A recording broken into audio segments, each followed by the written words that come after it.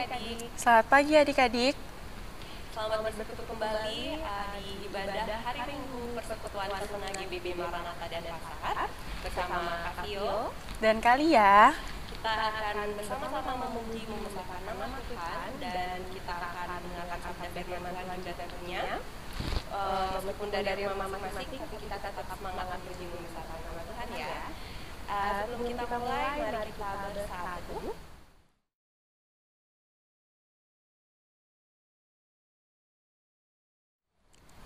Selesai.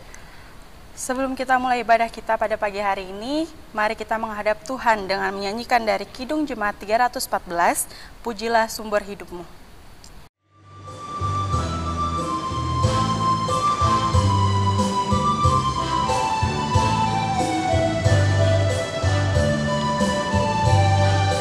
Pujilah sumber hidupmu, puji Dia di dalam surga sampai kekal abadi.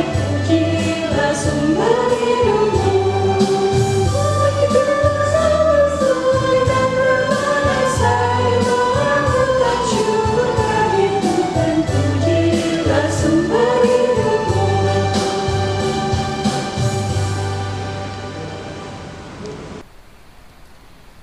Mengawali ibadah kita, mari kita masuk di dalam doa. Tuhan Yesus Kristus, Allah Bapa kami yang bertata di dalam kerajaan sorga, puji syukur, terima kasih ya Tuhan kalau Engkau izinkan kami untuk boleh datang kembali ke hadirat-Mu melalui ibadah hari Minggu Persekutuan Teruna ya Tuhan.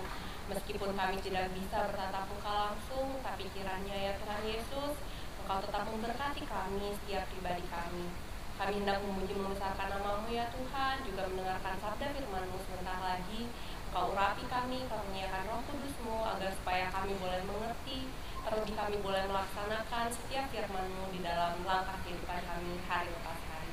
Terima kasih ya Tuhan Yesus, kami serahkan ibadah ini hanya ke dalam tangan pengasihan-Mu. Dalam nama Tuhan Yesus Kristus kami sudah berdoa. Amin. Adik-adik, kita akan sebelum kita masuk ke pembacaan Alkitab, kita akan menyanyi dari Kidung Jemaat 183, Menjulang Nyata atas Bukit Salak.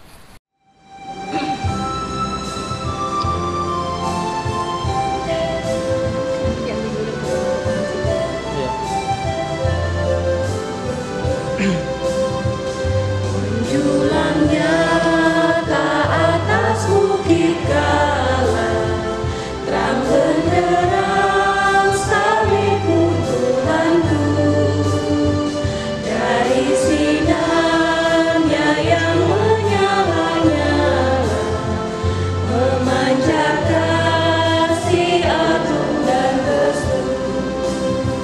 Seluruh umat insan menengadah ke arah cahaya kasih yang besar, bagai pelat yang kerap merindukan di ufuk timur pagi mereka.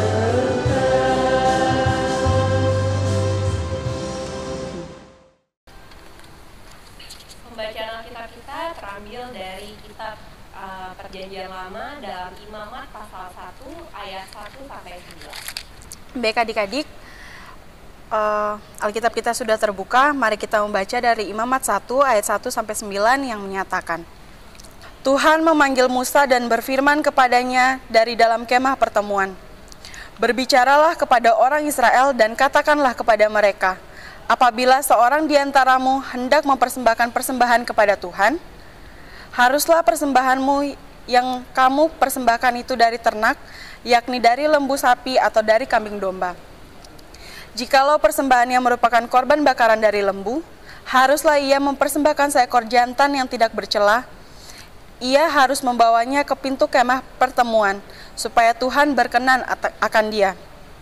Lalu ia harus meletakkan tangannya ke atas kepala korban bakaran itu, sehingga baginya persembahan itu diperkenankan untuk mengadakan pendamaian baginya. Kemudian haruslah ia menyembelih lembu itu di hadapan Tuhan dan anak-anak Harun. Imam-imam itu harus mempersembahkan darah lembu itu dan menyiramkannya kepada sekeliling mezbah yang di depan pintu kemah pertemuan. Kemudian haruslah ia menguliti korban bakaran itu dan memotong-motongnya menurut bagian-bagian tertentu. Anak-anak Imam Harun haruslah menaruh api di atas mezbah dan menyusun kayu di atas api itu. Dan mereka harus mengatur potongan-potongan korban itu dan kepala serta lemaknya di atas kayu yang sedang menyala di atas mezbah. Tetapi isi perutnya dan betisnya haruslah dibasuh dengan air dan seluruhnya itu harus dibakar oleh imam di atas mezbah sebagai korban bakaran, sebagai korban api-apian yang baunya menyenangkan bagi Tuhan. Ya, demikianlah firman Tuhan adik-adik.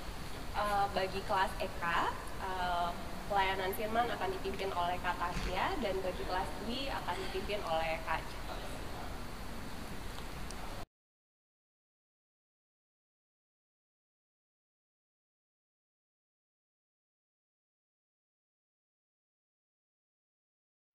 Selamat pagi adik-adik sekalian. Minggu pagi hari ini kita akan merenungkan kebenaran firman Tuhan yang terambil dalam Imamat pasal 1 ayat 1 sampai dengan ayat yang ke-9. Nah, di dalam kitab Imamat sendiri, adik-adik kalau kita baca itu banyak kali membahas tentang berbagai peraturan yang harus dilakukan oleh orang-orang Israel berkenaan dengan persembahan korban, misalnya korban sajian, kemudian korban penghapus dosa, kemudian korban penebus salah, dan ada beberapa jenis korban lain yang dibahas atau ditulis di dalam kitab Imamat. Kemudian yang kedua, di dalam kitab ini juga mengajar atau membahas tentang apa yang tidak boleh dan apa yang boleh dilakukan oleh orang-orang Israel secara khusus pada zaman itu. Misalkan mereka tidak boleh makan yang disebut dengan makanan yang haram, dan juga mereka diizinkan untuk boleh makan makanan yang tidak haram ya.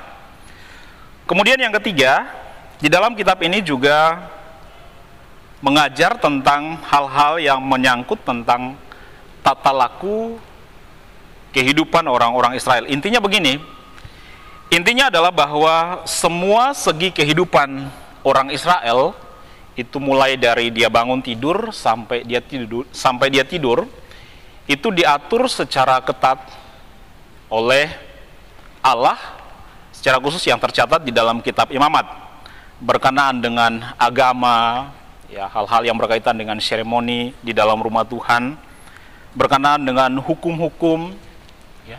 Kemudian berkenaan dengan kehidupan sosial baik antara sesama sebagai orang Israel dan juga orang Israel dengan bangsa-bangsa lain yang ada di sekitar mereka. Nah, secara khusus dalam bacaan kita hari ini dalam Imamat pasal 1 ayat 1 sampai dengan ayat yang ke-9 itu menjelaskan kepada kita tentang ketentuan yang harus dipatuhi dalam membawa korban persembahan, dalam tanda petik korban bakaran kepada Allah.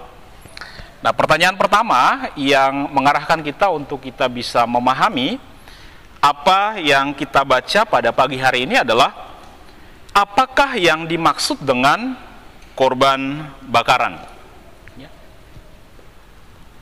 Korban bakaran itu adalah sebuah upacara atau sebuah seremoni yang ditetapkan oleh Allah ya melalui Musa berkenaan dengan persembahan umat kepada Allah berupa ya dalam bacaan tadi ada lembu sapi, ada kambing domba, kemudian kalau kita baca lanjutannya dikatakan ada berupa burung merpati dan juga berupa burung tekukur.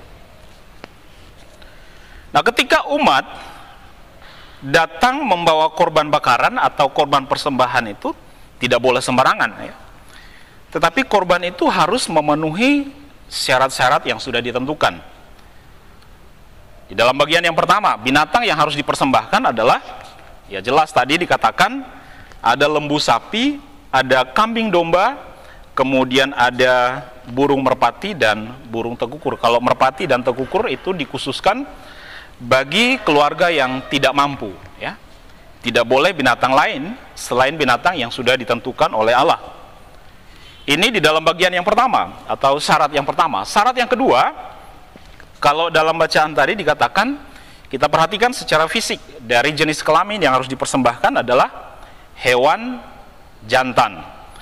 Kemudian secara jelas dikatakan dalam bacaan kita, hewan tersebut tidak bercacat celah. Artinya bahwa hewan yang dipersembahkan itu haruslah sempurna.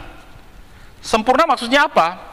Sempurna artinya begini, hewan yang dibawa untuk dipersembahkan itu tidak boleh ada luka atau tidak boleh ada bekas luka pada tubuh hewan tersebut. Kemudian yang kedua, tidak boleh ada cap pemilik. Ya. Biasanya hewan itu dikasih cap pada bagian pangkal paha. Ya. Nah, tidak boleh ada cap seperti ini. Kemudian yang ketiga apa? Ketiga adalah bahwa hewan tersebut tidak boleh dipotong, ya, dipotong bagian telinganya atau dilubangi, baik bagian telinga dan juga bagian hidung. Kemudian yang berikut adalah hewan tersebut tidak pernah mengalami cacat secara fisik. Maksudnya pernah patah kaki, kemudian dia sembuh, kemudian hewan itu yang dipersembahkan kepada Tuhan. Tidak boleh. Satu lagi catatannya adalah bahwa hewan atau domba, kambing jantan itu tidak atau belum pernah kawin, itu diceritakan ya, atau dijelaskan secara jelas dalam bacaan firman Tuhan. Itu di dalam bagian yang kedua. Tadi bagian yang pertama binatangnya, bagian yang kedua adalah fisiknya, kemudian bagian yang ketiga adalah proses ritual di mana orang Israel datang membawa persembahan kepada Tuhan. Dijelaskan bahwa binatang itu dibawa ke dalam kemah atau ke tempat ibadah, kemudian sampai di pintu kemah pertemuan, korban tersebut kemudian didoakan. Firman Tuhan ceritakan tadi bahwa orang yang membawa korban itu atau umat yang membawa korban meletakkan tangan di atas kepala baik kambing domba tersebut. Kemudian ya didoakan, setelah didoakan disembelih atau dibunuh, kemudian darahnya disiram atau dipercikan di mezbah persembahan, kemudian dipotong-potong dengan bagian tertentu, lalu dibakar pada api yang menyala sampai habis, tidak boleh dipanggang, ya, tetapi dibakar dalam api yang menyala sampai habis. Nah, tema untuk renungan kita minggu pagi hari ini adalah aturan di dalam memberi persembahan kepada Tuhan. Pertanyaan kedua adalah mengapa sekarang kita tidak lagi melakukan aturan atau ketentuan sebagaimana dalam bagian bacaan firman Tuhan pada pagi hari ini? Karena kita meyakini bahwa Yesus sendiri telah menggenapi ya, semua tuntutan atau semua hukum Taurat. Ya. Kita meyakini bahwa segala bentuk seremoni persembahan, baik persembahan korban penebus salah, korban bakaran, korban penghapus dosa, itu sudah digenapi atau sudah diselesaikan oleh Yesus di atas kayu salib. Kemudian yang ketiga adalah bahwa Yesus sendiri menjadi korban Paskah yang sempurna. Beberapa minggu yang kemarin kita baru saja merayakan peristiwa Paskah. Yesus disebut sebagai domba Paskah yang sempurna. Kemudian yang berikut adalah bahwa oleh darahnya, ya, oleh darah Yesus kita disucikan. Firman Tuhan katakan satu kali untuk selama-lamanya. Nah, hari ini kita diajar untuk membawa persembahan yang benar di gereja atau di tempat di mana kita bersekutu bersama-sama. Kalau di gereja kita, khususnya di kelompok persekutuan Toruna itu hanya ada satu kotak persembahan atau kantong persembahan. Tetapi secara khusus di GPIB Maranatha itu ada beberapa jenis persembahan. Ada yang namanya persembahan sukarela, ada yang namanya persembahan syukur, ada yang namanya persembahan diakonia, ada yang namanya persembahan perpuluhan, ada yang disebut juga dengan persembahan untuk dana pembangunan dan lain sebagainya. Nah, semua persembahan ini punya fungsi atau tujuan masing-masing. Nah, adik-adik sekalian yang kekasih, semua persembahan yang masuk ke dalam amplop, bagian-bagian tertentu tadi, atau ke dalam kantong persembahan, yang kita berikan itu juga harus memenuhi syarat-syarat. Syaratnya tidak terlalu berat. Ya. Kakak catat misalkan hanya ada 3 saja. Yang pertama, misalkan saja persembahan yang kita bawa ke gereja itu adalah persembahan yang sudah harus kita persiapkan dengan baik. Kemudian yang kedua, persembahan yang sudah kita bawa adalah persembahan yang sudah harus kita doakan. Kemudian yang ketiga, persembahan yang kita bawa itu adalah persembahan yang sempurna. Apa sih artinya sempurna? Sempurna itu artinya utuh. Sempurna artinya tidak terbagi-bagi. Sempurna artinya tidak terpecah-pecah. Sempurna artinya tidak rusak. Andai kata saja mama, papa, atau orang tua kita misalkan memberikan kepada kita uang persembahan 10.000 misalkan, maka 10.000 itu harus masuk secara utuh dalam kantong kolekte atau kantong persembahan. Jangan dibagi-bagi. 5.000 masuk ke dalam kantong persembahan, kemudian yang 5.000 masuk ke dalam kantong pribadi. Ditabung misalnya untuk beli pulsa, untuk main game. Ditabung misalnya untuk ya main PS dan lain sebagainya. Tidak demikian. Itu bukanlah sebuah persembahan yang sempurna. Persembahan yang kita berikan haruslah sempurna. Sempurna yang dimaksudkan di sini bukan soal sedikit, bukan soal banyaknya, bukan soal jumlah nominal 100.000, 10.000, 1 juta, 1 miliar baru kemudian diterima oleh Tuhan. Tidak demikian. Tetapi sempurna yang dimaksudkan di sini adalah kerelaan hati kita di dalam memberi persembahan sebagai satu bentuk utuhnya ibadah kita atau satu bentuk syukur kita kepada Tuhan. Nah, perlu juga adik-adik kita pahami bersama bahwa persembahan yang kita berikan misalkan dalam bentuk uang dan lain sebagainya itu bukan untuk membayar keselamatan yang sudah kita terima.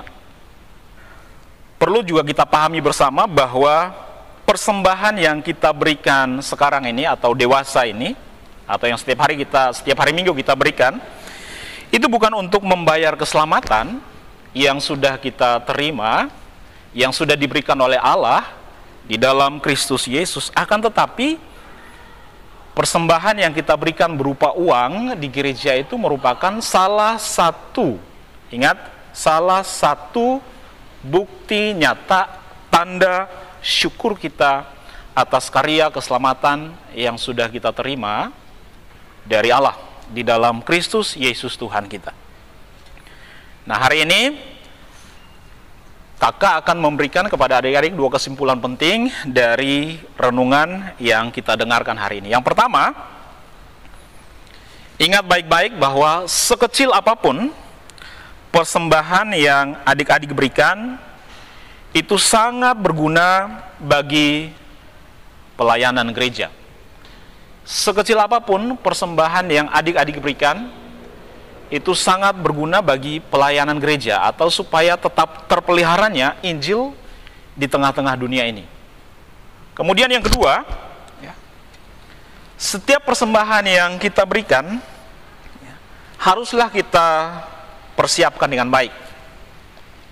Kita doakan. Kemudian jika memungkinkan, ya uang yang kita berikan juga adalah uang yang terbaik, jumlah yang terbaik sesuai dengan kemampuan yang kita miliki, dan persembahan yang kita berikan haruslah persembahan yang sempurna. Roma pasal 12 ayat yang kedua menyatakan demikian. Karena itu persembahkanlah tubuhmu sebagai persembahan yang hidup, yang kudus, dan yang berkenan kepada Allah. Itu adalah ibadahmu yang sejati. Tuhan Yesus memberkati adik-adik sekalian. Demikian firman yang sudah kita dengarkan bersama-sama. Untuk kita merespon firman Tuhan, kakak undang kita menyanyi bersama Kidung Jemaat 363. Baik pertama saja, bagi Yesus kuserahkan.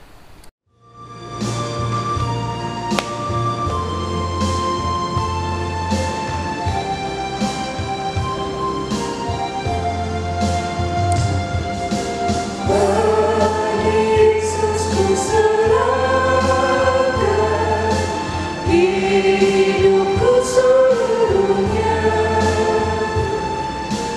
hati dan perbuatanku, waktuku miliknya. Bagi Yesus semuanya, waktuku miliknya.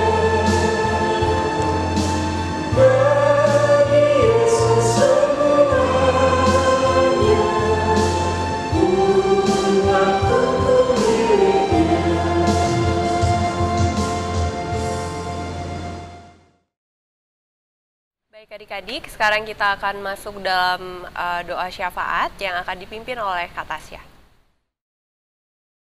Baik adik-adik, kita masuk di dalam doa syafaat. Mari kita satu di dalam doa, kita berdoa. Bapa yang baik, Bapa yang bertahta di dalam kerajaan surga, terima kasih Bapa. Walaupun dengan keterbatasan untuk kami saling bertemu, kami boleh bersekutu Bapa dalam ibadah hari Minggu Persekutuan Teruna di pagi hari ini. Terima kasih untuk firman Tuhan yang boleh hamba-Mu dan Kak Charles sampaikan untuk adik-adik kami.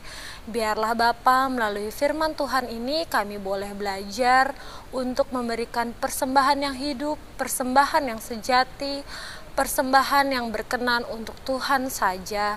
Biarlah kami memberikan persembahan yang berkenan bagi Tuhan, yang seturut dengan kehendak-Mu, bukan kehendak kami sendiri. Bapa, dalam doa syafaat ini Bapa, kami membawa bangsa dan negara ini Bapa ke dalam tangan pengasihan-Mu. Engkau tahu Bapa, dalam masa pandemi COVID-19 ini, virus corona ini Bapa, sudah beberapa bulan ini kami harus berdiam diri di rumah Bapa, menjalani karantina mandiri untuk sama-sama memutus rantai penyebaran virus corona ini Bapa. Terkhusus kami berdoa untuk barisan terdepan, yaitu tim medis Bapa, yang tidak pernah letih untuk terus berjuang Bapa, membantu menyembuhkan, mengobati para pasien, baik yang sudah positif maupun dalam status masih pengawasan Bapa. Engkau berkati dengan segala keterbatasan alat pelindung diri yang mereka miliki. Engkau berikan mereka kekuatan Bapa untuk selalu bisa menjadi garda terdepan Bapa. Engkau berkati juga tangan-tangan orang yang dengan rela hati menjadi donatur, relawan untuk sama-sama menyumbangkan dan mendistribusikan Bapa alat pelindung diri, baik masker maupun pelindung lainnya Bapa, untuk dipakai oleh tim medis kami. Terima kasih Bapa, Engkau berkati tangan-tangan yang boleh dengan sukarela. Engkau berkati juga Bapa seluruh jajaran pemerintahan Bapa, mulai dari presiden, wakil presiden, para menteri hingga ke desa-desa Bapa. Biarlah boleh sama-sama bersinergi untuk bisa menuntaskan krisis ini Bapa.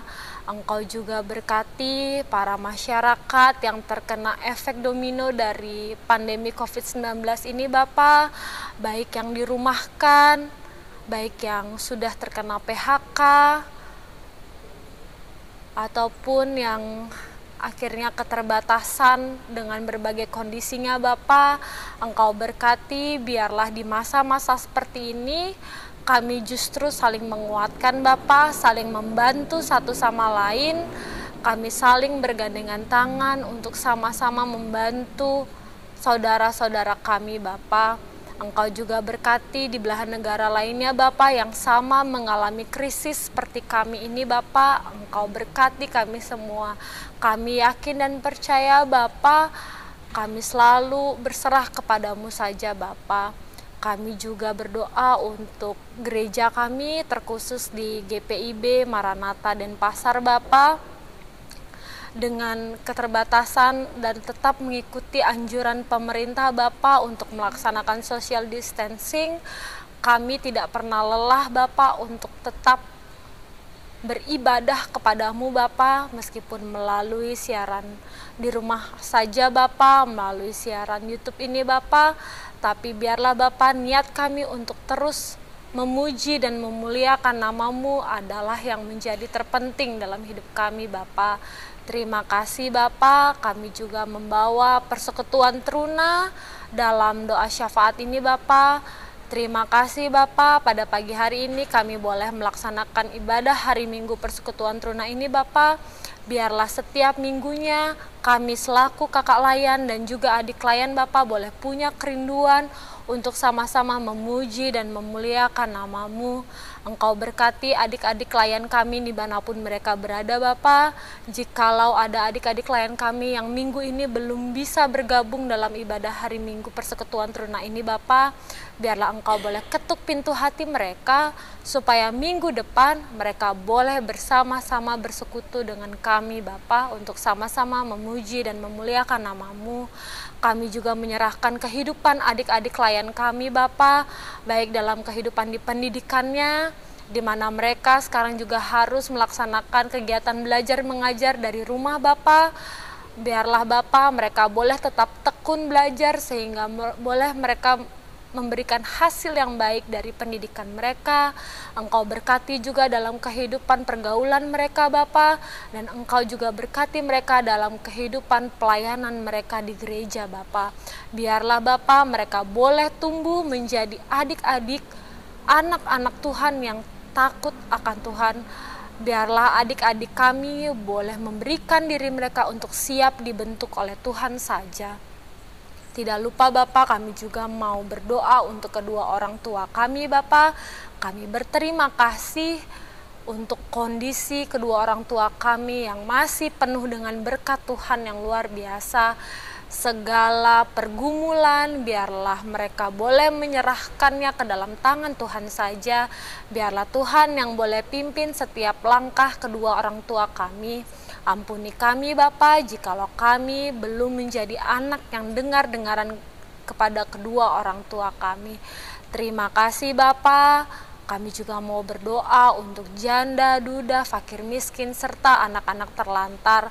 Ampuni kami jikalau kami belum memiliki rasa syukur. Kami lupa dengan saudara-saudara kami yang jauh kurang beruntung dibandingkan kami. Biarlah Bapa kami pakai tangan kami pakai kaki kami untuk menjadi berkat bagi saudara-saudara kami yang kurang beruntung. Terima kasih Bapa, inilah doa syafaat kami yang jauh dari kata sempurna Bapa. Engkau yang lengkapi di dalam nama Tuhan Yesus yang telah mengajarkan kami berdoa. Bapa kami yang ada di sorga, dikuduskanlah namamu, datanglah kerajaanmu, jadilah kehendakmu di bumi seperti di sorga. Berikanlah kami pada hari ini makanan kami yang secukupnya, dan ampunilah kami akan kesalahan kami, seperti kami juga mengampuni orang yang bersalah kepada kami. Dan janganlah membawa kami ke dalam pencobaan, tetapi lepaskanlah kami daripada yang jahat.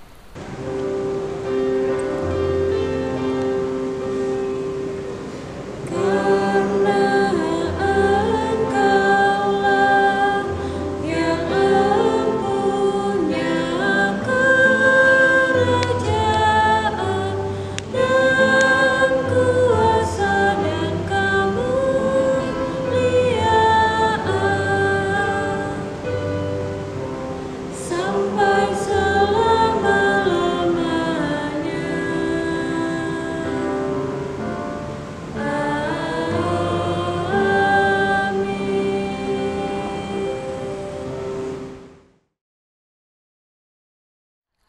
Baik adik-adik, sekarang kita masuk ke dalam pengutusan. Mari kita sama-sama bernyanyi dari Kidung Jemaat 426. Kita harus membawa berita.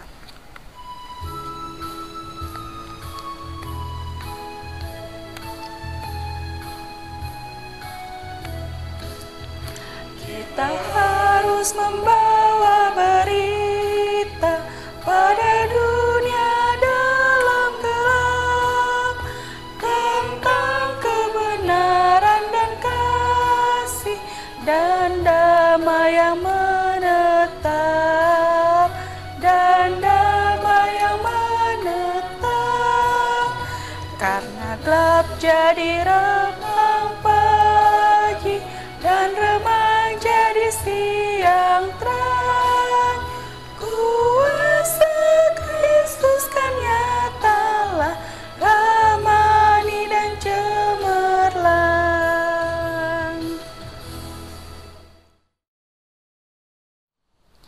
Ya, adik-adik sekalian, mari kita mohon berkat Tuhan atas kehidupan kita. Mari kita berdoa.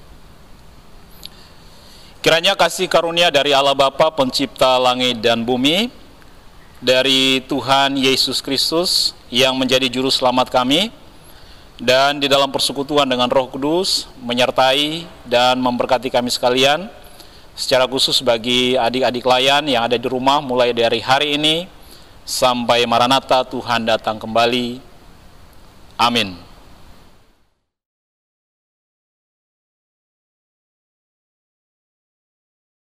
Demikianlah ibadah hari Minggu Persekutuan Teruna pada hari ini. Sampai jumpa minggu depan. Tuhan Yesus memberkati.